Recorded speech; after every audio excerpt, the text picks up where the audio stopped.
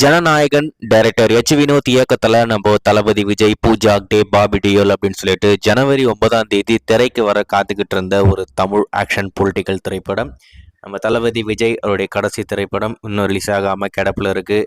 கண்டிப்பாக எப்போ வெளிவந்தாலும் ஒரு மிகப்பெரிய ட்ரீட்டாக பொங்கலாக இருக்க போது, அதில் மட்டும் எந்த ஒரு மாற்றமே இல்லை.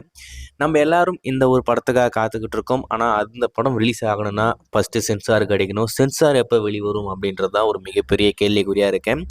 நாளைக்கு காலையில் 10:30 மணிக்கு நம்ம கேஸ் இந்த ஜனநாயகன் படத்துடைய சென்சார் கேஸ் ஏறிங் வரப்போது. ஜட்ஜ்மெண்ட் நாளைக்கு தான் சொல்ல போகிறாங்க.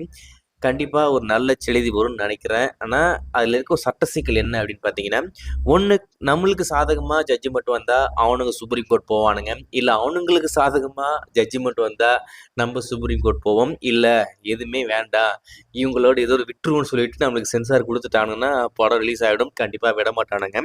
சரி, நாளைக்கு என்ன மாதிரி ஒரு ஜட்ஜ்மெண்ட் வரலாம்? அதில் ஒரு ட்விஸ்ட் இருக்குது. என்ன அப்படின்னு பார்த்தீங்கன்னா, ஒன்று நம்மளுக்கு சர்டிஃபிகேட் கொடுத்துடலாம். அப்படி இல்லை அப்படின்னு சொன்னால் வேறு விதமாக நம்மளுக்கு ரிவைசிங் கமிட்டிக்கு போங்க அப்படின்ற மாதிரி சொல்லலாம். அப்படி சொன்னாங்கன்னா கண்டிப்பாக நம்ம சுப்ரீம் கோர்ட் தான் போவோம். சுப்ரீம் கோர்ட் போனால் கண்டிப்பாக படம் ரிலீஸே ஆக போகிறதில்ல. இதில் இன்னொரு முக்கியமான விஷயம், இதெல்லாம் விட இன்னொரு பயங்கரமான ஒரு ட்விஸ்ட் அடிக்கிறதுக்கு நிறைய வாய்ப்பு இருக்குது அப்படின்ற மாதிரி சொல்கிறாங்க. என்னென்னா, சிங்கிள் ஜட்ஜ் கொடுத்த ஜட்ஜ்மெண்ட்டை வேண்டான்னு சொல்லிட்டு தான் அவங்க 2 ஜட்ஜ் இருக்கிற அந்த அறையை அப்ளை பண்ணாங்க. இப்போ 2 ஜட்ஜ் இருக்காங்க இல்லையா, 2 ஜட்ஜுக்குமே ஒப்பீனியன் வந்து ஒரே மாதிரி இருக்குது. ஒன்று கொடுக்கலாம், கொடுக்க வேணான்னு இருக்குது அப்படின்னு சொன்னால் பிரச்சனை இல்லை, நாளைக்கு ஒரே இதுவாக முடிச்சிருவாங்க.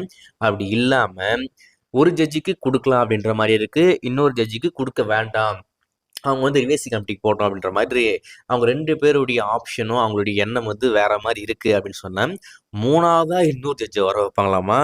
அந்த ஜட்ஜு வந்து என்ன பண்ணுவார் அப்படின்னு பார்த்தீங்கன்னா, அடுத்த டேட்டுக்கு தள்ளி வச்சுட்டு ஒரு 3 மாதத்துக்கு மேலே ஆகும் அப்படின்ற மாதிரி சொல்கிறாங்க. அந்த வயதா அந்த கேஸ் ஏறிங் வர்றதுக்கு.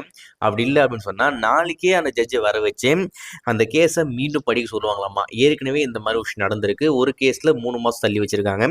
இன்னொரு கேஸில் அன்றைக்கே அந்த கேஸ் வந்து ஒரு 110 பேஜ் ஆமாம். அந்த 110 பேஜையும் படித்து அவனை மூணாவது ஒரு புதுசாக ஒரு ஜட்ஜி வந்தார் இல்லையா, அவர் சொல்கிறது தான் ஜட்ஜ்மெண்ட் அப்படின்ற மாதிரி சொல்கிறாங்க. இதில் என்ன நடக்க போகுதுன்னு தெரியல. ஒரு மிகப்பெரிய சம்பவமே நாளைக்கு காத்துக்கிட்டு இருக்கு. இதை வச்சு ஒரு படமே எடுக்கலாம் போல இருக்கு. வெயிட் பண்ணி பார்ப்போம். நாளைக்கு காலையில் 10:30 மணிக்கு நல்லதே நடக்கும். வெற்றி நிச்சயம்.